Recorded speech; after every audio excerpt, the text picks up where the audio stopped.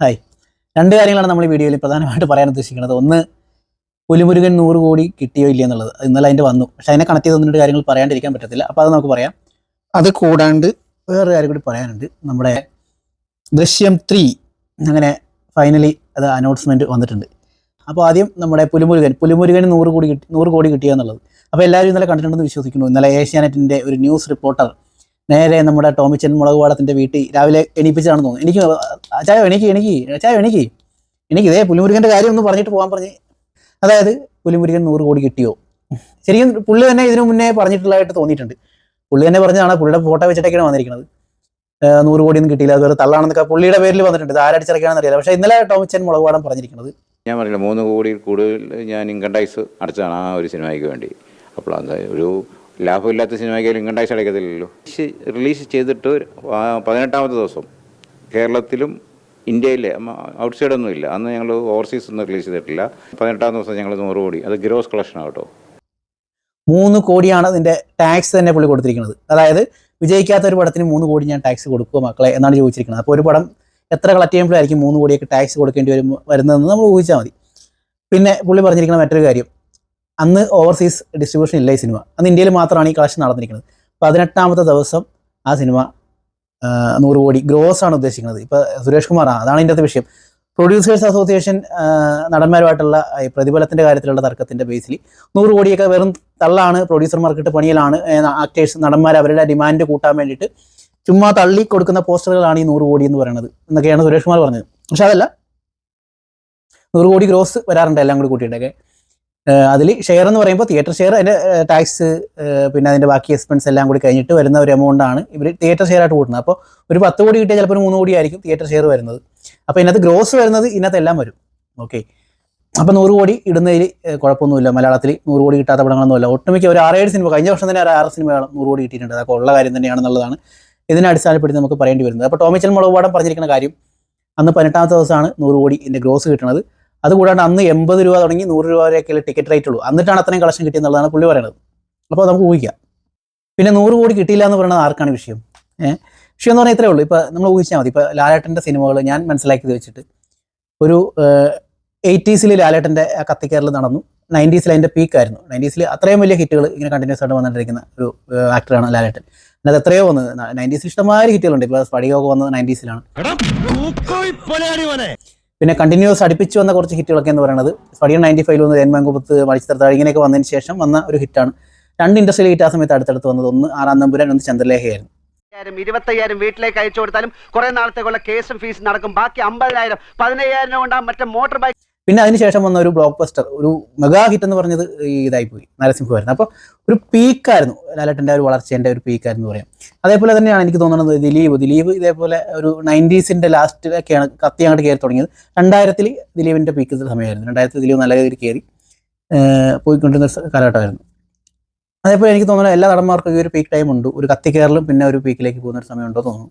2000 കാലഘട്ടത്തിൽ വലിയ ഹിറ്റുള്ള കാര്യങ്ങൾ പറയത്തൊക്കെ ഒന്നുമില്ല. ഒരു മോശം കാലഘട്ടമായിരുന്നു. കുറേ ചവർ പടങ്ങളിൽ അതാ നരസിംഹം ഉണ്ടാക്കിയ റോൾ മോഡൽ എന്ന് പറയുന്നത് മൊത്തത്തിലെടുത്ത് അടിച്ച പോലെയായിരുന്നു പുള്ളിയുടെ കാര്യങ്ങൾ. പിന്നെ 2010 ശേഷമാണ് പുള്ളിക്ക് പിന്നെ വീണ്ടും ആ 90s ഉണ്ടായിരുന്ന ഒരു പീക്ക് ലെവൽ സപ്പോർട്ട് കിട്ടുന്നത് അവിടെ നിന്നാണ്. 2013 ദൃശ്യം കയറുന്നു. 2010 ശേഷമാണ് പുള്ളിക്ക് വീണ്ടും വലിയ ഹിറ്റുകളൊക്കെ വരുന്നത്. 2010 ശേഷമാണ് നമ്മുടെ ക്രിസ്ത്യൻ ബ്രദേഴ്സ്, പിന്നെ ദൃശ്യം 2013 ഇറങ്ങുന്നു, അത് ഇൻഡസ്ട്രി ഹിറ്റ് അടിക്കുന്നു. അതിനുശേഷം ഒരു 2015-16 എത്തിയപ്പോഴാണ് ഒപ്പം പ്രിയദർശനുമായിട്ട് വീണ്ടും കൂട്ടുകെട്ടിൽ ഒപ്പം വരുന്നു. ഒപ്പം ഏകദേശം 10-60-70 കോടി അടുത്ത് കളക്ഷൻ നേടിയതാണ്. ആ ഒപ്പം ശരിക്കും അതിനേക്കാളും വലിയ കളക്ഷനിലേക്ക് പോകേണ്ട ഒരു സിനിമയായിരുന്നു. പക്ഷെ അന്നേരം പുലിമുരുകൻ ഇറങ്ങി ഇതുകൊണ്ടാണ് ആ പടം അങ്ങനെ ആയിപ്പോയത്. പക്ഷേ പുലിമുരുകൻ അതിൻ്റെ ബാക്കി കണ്ടിന്യൂ ചെയ്ത് അത് 100 കോടിക്ക് മേലെ കളക്ഷൻ. മലയാളത്തിൽ ആദ്യത്തെ 50 കോടിയും 100 കോടിയൊക്കെ ഈ ഒരു 10 വർഷ ഗ്യാപ്പിൽ 10 വർഷത്തിനിടയ്ക്കാണ് വരുന്നത്. അത് ലാലേട്ടൻ തന്നെയാണ് കൊണ്ടുവന്നത്. അപ്പോൾ അതങ്ങനെ നിൽക്കുന്നു. പിന്നെ അതിൻ്റെ ഇടയ്ക്കാണ് അതേ കാലഘട്ടത്തിൽ തന്നെയാണ് 2 തെലുങ്ക് സിനിമകൾ. ഒന്ന് വിസ്മയം എന്ന് പറഞ്ഞ ഒരു മൊഴിമാറ്റ സിനിമയും, വിസ്മയം എന്ന് പറഞ്ഞ തെലുങ്ക് സിനിമയും. അത് വിസ്മയം എന്നല്ല അതിൻ്റെ ശരിക്കുള്ള പേര്, വേറൊരു പേരാണ്. പക്ഷേ മലയാളത്തിലേക്ക് വന്നപ്പോൾ വിസ്മയം എന്നുള്ളതാണ് ആ പേര് അവർ ചൂസ് ചെയ്തത്. അതേപോലെ ജനതാ ഗാരേജ് വന്നു. വിസ്മയം എന്ന് പറഞ്ഞ സിനിമ കണ്ടിട്ടാണ് രാജമൗലി, SS രാജമൗലി അവിടുത്തെ നടന്മാരോട് പറഞ്ഞത്, നിങ്ങൾ ആക്ടിങ് ഇത് കണ്ടുപിടിക്കാൻ പറഞ്ഞതാണ്. കാര്യം ആ പടത്തിൽ വലിയ കണ്ടന്റ് കാര്യങ്ങളൊന്നുമില്ല, അഭിനയം കൊണ്ട് പെർഫോമൻസ് കൊണ്ട് ആ പടത്തിനൊരു മീനിങ് ഉണ്ടാക്കി. അതാണ് ആ പടത്തിൻ്റെ ഏറ്റവും വലിയ വിജയം എന്ന് പറയുന്നത്. സാധാരണ പടം, പക്ഷേ കേരളത്തിലും ഹിറ്റ് അടിച്ചു. കാര്യം അതിനുള്ളൊരു വകുപ്പ്, ചെറിയ കഥയാണെങ്കിലും അത് ലാലേട്ടൻ്റെതായിട്ടുള്ള ഒരു മൈന്യൂട്ടായിട്ടുള്ള കുറേ മാനറിസംസ് ഉണ്ടല്ലോ, ആക്ടിങ്, ആ ഒരു ചെറിയ സ്ക്രിപ്റ്റിൽ പുള്ളി അത് പ്രതിഫലിപ്പിച്ചെടുത്തു ആ പടത്തെ. അപ്പോൾ അതുകൊണ്ടാണ് രാജമൗലി അങ്ങനെ ഒരു ഡയലോഗ് പറഞ്ഞത്. അതിനുശേഷം പിന്നെ ജനതാ ഗാരേജ് വരുന്നത്, അതായത് ജൂനിയർ NTRന്റെ ഫസ്റ്റ് 100 കോടി സിനിമയാണ് ജനതാ ഗാരേജ്.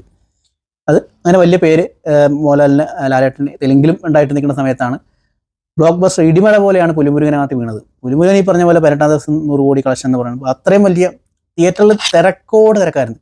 ഇപ്പം ഈ പടത്തിനൊന്നും കിട്ടിയില്ല എന്ന് പറയുന്ന ആൾക്കാർ ഞാൻ ആലോചിക്കണം, ആ സമയത്ത് നിങ്ങൾ ഈ ലോകത്തൊന്നും അല്ലേ ജീവിച്ചത്? കാര്യം എന്ത് തിരക്കായിരുന്നു തിയേറ്ററിൽ ആ സമയത്ത്. അത് ട്രെൻഡായിരുന്നു.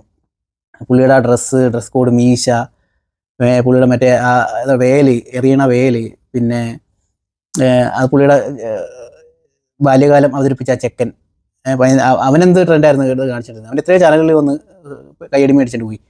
അതേപോലെ ആ പുള്ളിയുടെ ആ ചെരുപ്പ്, ആ ചെരുപ്പിൻ്റെതായ ഡിസൈനുകൾ, ആ ചെരുപ്പിൻ്റെ അതിൻ്റെ കണക്ട് ചെയ്യുന്ന ആ ഒരു വയറ്, അങ്ങനെ എത്ര കാര്യങ്ങൾ ആ സിനിമയിലൂടെ കണക്ട് ചെയ്ത് വന്നു.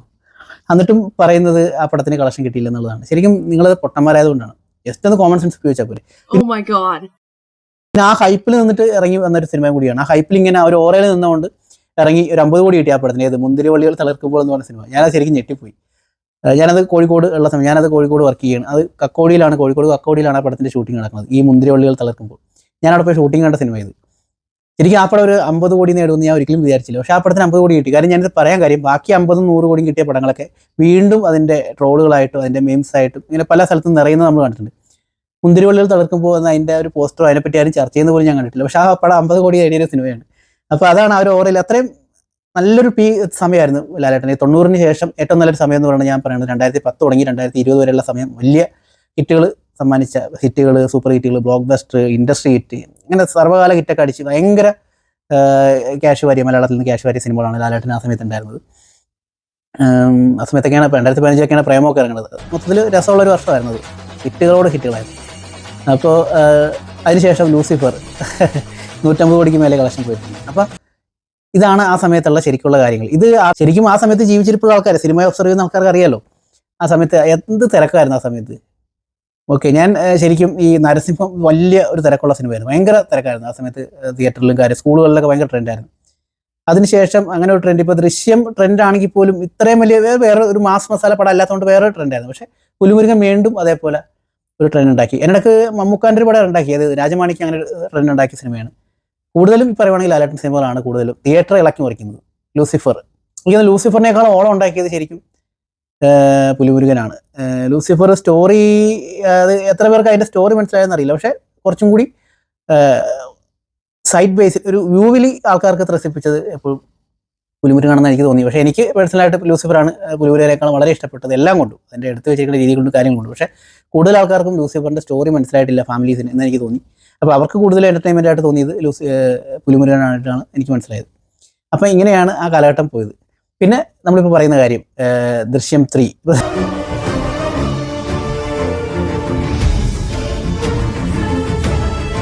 ദൃശ്യം 3യുടെ കേസ് പറയുകയാണെങ്കിൽ, ദൃശ്യം 3 ഇതിനു മുന്നേ അനൗൺസ്മെൻറ്റ് വന്നിട്ടുണ്ട്, ലാലേട്ടൻ പറഞ്ഞിട്ടുണ്ട് അതിങ്ങനെ ചെയ്യാൻ പോകാമെന്ന് പറഞ്ഞിട്ടുണ്ട്. പക്ഷേ ലാലേട്ടൻ എല്ലാ പ്രാവശ്യവും ഇങ്ങനെ പറയുമ്പോഴും ഇൻ്റർവ്യൂലൊക്കെ പറയുമ്പോഴൊക്കെ ആന്റണി പെരുമ്പാവൂർ ഇതേപോലെ കൺഫേം ചെയ്തിട്ടുണ്ട്. പക്ഷേ അന്നേരം ജിത്ത് ജോസഫിൻ്റെ അടുത്തേക്ക് ആൾക്കാർ ഓടിച്ചില്ല. ഇപ്പോൾ ഇന്ന് നോക്കിയോ, ഇപ്പോൾ ഇന്ന് അനൗൺസ്മെൻറ്റ് വന്നിട്ടുണ്ട്. അവരുടെ ഫേസ്ബുക്ക് എല്ലാ പേജുകളിലും, സോഷ്യൽ മീഡിയ പേജുകളിൽ, അതായത് എക്സ് ആയാലും ഇൻസ്റ്റ ആയാലും എല്ലാത്തിലും ഇവരിട്ടിട്ടുണ്ട്. ദൃശ്യം 3 ഇങ്ങനെ കൺഫേം ചെയ്തിട്ടുണ്ട്. അതിന് കുറച്ച് ഡയലോഗൊക്കെ വെച്ചിട്ടാണ് ചെയ്തിരിക്കുന്നത്. നാളെ തന്നെ ചാനലുകാരൻ ഇപ്പം തന്നെ ചാനലുകാരൻ അറിഞ്ഞിരിക്കണം. നാളെ രാവിലെ എണീക്കാൻ വേണ്ടി ജിത്തു ജോസഫിൻ്റെ വീട്ടിലേക്ക് ഓടാൻ വേണ്ടി കാത്തിരിക്കുന്ന ആൾക്കാർ. പുള്ളിനെ രാവിലെ ഒന്ന് കുത്തി എണീപ്പിച്ച് ഇവർ ചോദിക്കും, ഏതാ ചോദിക്കണേ, ദൃശ്യം 3 എടുക്കാൻ പോകണം. ജിത്തു ജോസഫ് വന്നാലേ പറയും ഇങ്ങനെ ഒരു കോൺസെപ്റ്റ് ഉണ്ട്, ലാലേട്ടൻ ഇങ്ങനെ പറഞ്ഞിട്ടുണ്ട്, പക്ഷെ അത് കൺഫേം ആയിട്ടൊന്നുമില്ല, സാഹചര്യം വന്നാൽ എടുക്കും. ഇതാണ് പുള്ളി കുറവായിട്ട് പറഞ്ഞിരിക്കുന്നത്. പുള്ളിക്ക് ടെൻഷനായ തോന്നുന്നു. കാര്യം ഇത് ആവശ്യമില്ലാത്ത ഹൈപ്പ് കൊടുത്ത് ഇത് ഈ സിനിമയെ കൊളാക്കുമോ അല്ലെങ്കിൽ അതിൻ്റെതായിട്ടുള്ള ഒരു എസൻസ് കളയുമോ എന്നുള്ള പേടിയാണ് പുള്ളിക്ക്. പക്ഷെ വേറൊരു കാര്യമുണ്ട്, ദൃശ്യം ഫസ്റ്റ് മലയാളത്തിൽ 50 കോടി അടിച്ചു, ഭയങ്കര സൂപ്പർ ഡൂപ്പർ ഹിറ്റായിരുന്നു. ദൃശ്യം 2 കോവിഡ് വന്നു, അവർ പാൻ ഇന്ത്യയിലേക്കാണ് ആ പടം റിലീസ് ചെയ്തത്, അത് OTT കൊടുത്തു. അതുകൊണ്ട് ആ സിനിമ പാൻ ഇന്ത്യയിലേക്ക് എല്ലാ ആൾക്കാരും ശ്രദ്ധിച്ചു, ഒട്ടുമിക്ക ആൾക്കാർ. പക്ഷേ ഇത് ഏത് ഇൻഡസ്ട്രിയിൽ നിന്നാണെന്ന് പല ആൾക്കാർക്കും അറിയില്ലായിരുന്നു. കേരളത്തിലാണെന്നുള്ളതൊക്കെ കുറേ പേർക്ക് അറിയാം. അപ്പോൾ ഇത് കണ്ടത് ഇപ്പോൾ ക്രിക്കറ്റ് താരങ്ങൾ രവിചന്ദ്രൻ അശ്വിനെ പോലുള്ള ആൾക്കാർ അന്ന് ക്രിക്കറ്റിൽ പുള്ളിയൊക്കെ അത് ഷെയർ ചെയ്തുകൊണ്ട് പറഞ്ഞു, ക്രിക്കറ്റിലുള്ള ബാക്കി സഹകളിക്കാരോട് പറഞ്ഞു ഈ സിനിമ നിങ്ങൾ കാണും, ഫസ്റ്റും സെക്കൻഡും കാണാനൊക്കെ പറഞ്ഞ് റെക്കമെൻഡ് ചെയ്തിട്ടുണ്ട്. ഹിന്ദിയിൽ ട്രെൻഡായിരുന്നു. പിന്നെ ആ സിനിമ ഒട്ടുമിക്ക ലാംഗ്വേജിലും മൊഴിമാറ്റമൊക്കെ ചെയ്തു, മൊഴിമാറ്റമൊന്നുമല്ല ഇറക്കിയിട്ടുണ്ട്. മറ്റു ഭാഷകളിലും ആ സിനിമ ചെയ്തിട്ടുണ്ട്. തെലുങ്കിൽ ചെയ്തു, തെലുങ്കിൽ ചെയ്തു, കന്നഡയിൽ ചെയ്തു, തമിഴിൽ ചെയ്തു, ഹിന്ദിയിൽ ചെയ്തു. അപ്പോൾ ഇത്രയും മെയിൻ ഭാഷകളിലെല്ലാം അത് ചെയ്തിട്ടുണ്ട്. സിനിമ ഡോമിനൻ്റ് ആയിട്ട് നിൽക്കുന്ന ഒട്ടുമിക്ക ഭാഷകളിലും ഇന്ത്യയിലെ ഈ സിനിമ ചെയ്തിട്ടുണ്ട്. ഈ സിനിമയ്ക്ക് ഇനി അടുത്തൊരു പ്രത്യേകത എന്ന് പറയുന്നത്, ഈ സിനിമ ഇപ്പോൾ ഫസ്റ്റ് കേരളത്തിൽ മാത്രം, സെക്കൻഡ് പാൻ ഇന്ത്യയിൽ, ഇനിയിപ്പോൾ വരാൻ പോകുന്നത് ഇതിൻ്റെ മൂന്നാം ഭാഗം എന്ന് പറയുന്നത് ശരിക്കും ഇന്ത്യ മൊത്തത്തിൽ ഏറ്റെടുക്കാൻ പോകുന്ന ഒരു സിനിമയായിരിക്കും. അതായത് തിയേറ്ററിൽ ഏറ്റെടുക്കാൻ പോകുന്നത്, പൾസ് ആ കറക്റ്റ് ആ പൾസ് കിട്ടുന്ന വൈബിലൂടെ തന്നെ ഏറ്റെടുക്കാൻ പോകുന്ന ഒരു സിനിമയായിരിക്കും. ഓൾ മലയാളീസ്, ലോകത്തിൻ്റെ എല്ലായിടത്തുമുള്ള മലയാളീസ് ആയിരുന്നു സാധാരണ മലയാള സിനിമകൾ ഏറ്റെടുക്കുന്നതെങ്കിൽ ശരിക്കും ദൃശ്യം 3 ഏറ്റെടുക്കാൻ പോകുന്നത് ലോകത്തിൽ എല്ലായിടത്തുമുള്ള ഇന്ത്യക്കാരായിരിക്കും എന്നാണ് എനിക്ക് തോന്നുന്നത്. പിന്നെ ആ സിനിമയുടെ വേറെയും ചില കാര്യങ്ങൾ, ചൈനയിൽ കൊറിയൻ കമ്പനി പോലും ഈ സിനിമയുടെ മൊഴിമാറ്റം അല്ലെങ്കിൽ ഈ സിനിമയുടെ റൈറ്റ്സ് ഏറ്റെടുത്തുന്നുള്ളതൊക്കെ കുറേ വാർത്തകളുണ്ടായിരുന്നു. അപ്പോൾ അതങ്ങനെ നിൽക്കുന്നു. അപ്പോൾ ഇതൊക്കെ കൊണ്ടായിരിക്കാം ചിത്തു ജോസഫ് ഒന്ന് മടിച്ച് നിൽക്കണമെന്ന് എനിക്ക് തോന്നുന്നു. അപ്പോൾ അതങ്ങനെ കഴിഞ്ഞു. എമ്പുരാൻ്റെ ഒരു അപ്ഡേറ്റ് പറയുകയാണെങ്കിൽ ഇപ്പോൾ നിങ്ങൾ കണ്ടല്ലോ, ഒരു ക്യാരക്ടർ റിവീൽ നടന്നിരിക്കുന്നത് ഏകദേശം 40ഓളം ക്യാരക്ടറുകളാണ്. ഇപ്പോൾ ഏകദേശം 10-16 ക്യാരക്ടറുകൾ ഓൾറെഡി റിവീൽ ചെയ്ത് കഴിഞ്ഞു. ബൈജു സന്തോഷൊക്കെ അതിനകത്ത് വന്നു കഴിഞ്ഞു, മുരുകനൊക്കെ വന്നു കഴിഞ്ഞു. അപ്പോൾ ആ സിനിമയുടെ ഒരു പ്രീ സെയിൽ എന്ന് പറയുന്നത് വലിയ പ്രീ സെയിൽ തന്നെ അതിനകത്ത് കിട്ടിയിട്ടുണ്ടെന്നുള്ളതാണ് ഇന്നലെ ഏതൊരു ചാനൽ, ഒരു തമിഴ് ചാനലിനെ പറ്റി നോക്കിയപ്പോൾ ഒരു മാധ്യമം തമിഴ് 50 കോടിക്ക് മേലെയാണ് അതിൻ്റെ OTT റൈറ്റ്സ് വാങ്ങിച്ചിട്ടുള്ളതെന്നുള്ളതാണ്. അത് തെറ്റാണോ ശരിയാണോ എന്നറിയില്ല, പക്ഷേ അത് നമുക്ക് സാധ്യതയുണ്ട്. ഇപ്പോൾ ലാലേട്ടൻ ഇറങ്ങാൻ പോണ തുടരും എന്ന് പറഞ്ഞ സിനിമ തരുൺ മൂർത്തിയുടെ ഒരു ഫാമിലി സ്റ്റോറി, ഫാമിലി ത്രില്ലർ അങ്ങനെയാണ് മനസ്സിലാക്കാൻ സാധിച്ചത്. ആ സ്റ്റോറിക്ക് പോലും, ആ ഒരു സിനിമയ്ക്ക് പോലും ഏകദേശം 30 കോടിയാണ് അതിൻ്റെ ബഡ്ജറ്റ് വന്നിരിക്കുന്നത്. 20 കോടി അതിൻ്റെ അകത്ത് അവർക്ക് സാറ്റലൈറ്റും OTTയും കൂടി കിട്ടിയിട്ടുണ്ട്. ഏഷ്യാനെറ്റാണ് എടുത്തിരിക്കുന്നത്. അപ്പോൾ 10 വെച്ച് 20 കോടിയാണ് കിട്ടിയിരിക്കുന്നത്. ആ ടോട്ടൽ അതിൻ്റെ കോസ്റ്റ് എന്ന് പറയുന്നത് 30 കോടിയാണ്. അതിൽ ലാലേട്ടൻ്റെ പ്രതിഫലം തന്നെ ഏകദേശം 15 കോടി ഉണ്ടെന്ന് തോന്നുന്നു. അപ്പോൾ ബാക്കി ഇപ്പോൾ തന്നെ 20 കോടി കളക്ട് ചെയ്ത് കഴിഞ്ഞാൽ ബാക്കി പടം എന്തായാലും അത് ബാക്കി 10 കോടി തിയേറ്ററിൽ നിന്ന് കളക്ട് ചെയ്താൽ ഈസിയായിട്ട് അതിൻ്റെ ബഡ്ജറ്റിനെ മീറ്റ് ചെയ്യും. ബാക്കി വരുന്നതൊക്കെ പ്രോഫിറ്റായിട്ട് കൂട്ടാവുന്നുള്ളൂ. അപ്പോൾ എന്തായാലും അതങ്ങനെയാണ് അതിൻ്റെ കാര്യങ്ങൾ നിൽക്കുന്നത്. അപ്പോൾ പടത്തിന് അത്രയും കിട്ടിയിട്ടുണ്ടെന്നുണ്ടെങ്കിൽ എമ്പുരാന് എങ്ങനെ വന്നാലും ഒരു 35 തുടങ്ങി 50 കോടി വരെ OTT സാറ്റലൈറ്റ് കിട്ടാൻ സാധ്യതയുണ്ട്. ഓക്കെ, അപ്പോൾ അങ്ങനെ അതിൻ്റെ ഒരു വരുമാനം അതിൻ്റെ കിട്ടി തുടങ്ങി. പിന്നെ ആൻ്റണി പെരുമാനും പൃഥ്വിരാജൊക്കെയല്ലേ അതിൻ്റെ ബിസിനസ് നന്നായിട്ട് അറിയാം. ലാലേട്ടന് കൂടെ നിന്ന് കൊടുത്താൽ മതി, ബാക്കി അവർ ചെയ്തെടുത്തോളൂ. പിന്നെ വരുന്നത് ഏകദേശം 140-150 കോടിയാണ് ഈ പടത്തിൻ്റെ ബഡ്ജറ്റ് എന്നുള്ളതാണ് കണക്കൂട്ടിയിരിക്കുന്നത്. ബാക്കിയൊക്കെ ഒരു ആദ്യത്തെ ഫസ്റ്റ് ഷോ കഴിയുമ്പോൾ തന്നെ വേൾഡ് വൈഡ് ഏകദേശം 700 സ്ക്രീനുകളിലാണ് ഈ സിനിമ കേരളത്തിൽ മാത്രം പ്രദർശിപ്പിക്കുന്നത്. ബാക്കി വേൾഡ് വൈഡ് വരുമ്പോൾ അതിനേക്കാൾ വലിയ സംഭവങ്ങൾ വരും. അപ്പോൾ അങ്ങനെയൊക്കെ വന്നു കഴിയുമ്പോൾ ഫസ്റ്റ് ഡേ തന്നെ ഒരു 10-15 കോടിയൊക്കെ ചിലപ്പോൾ ആദ്യമായിട്ടൊരു മലയാള സിനിമ കളക്ട് ചെയ്യുന്നതൊക്കെ നമുക്ക് കാണാൻ പറ്റും. എങ്ങനെ പോയാലും ഒരു 10-60 കോടിയെങ്കിലും, പടം പൊട്ടിയെങ്കിൽ പോലും ഒരു 10-60 കോടിയെങ്കിലും ഓൾ ഇന്ത്യയിൽ നിന്ന് ആ പടം കളക്ട് ചെയ്യും. അതിനുള്ള പരിപാടികളൊക്കെ ഉണ്ട്. പിന്നെ അതൊരു പൊട്ടുന്നൊരു പടമോ അങ്ങനത്തെ ഒരു ചളുപ്പ് പടമൊന്നും അല്ലത്.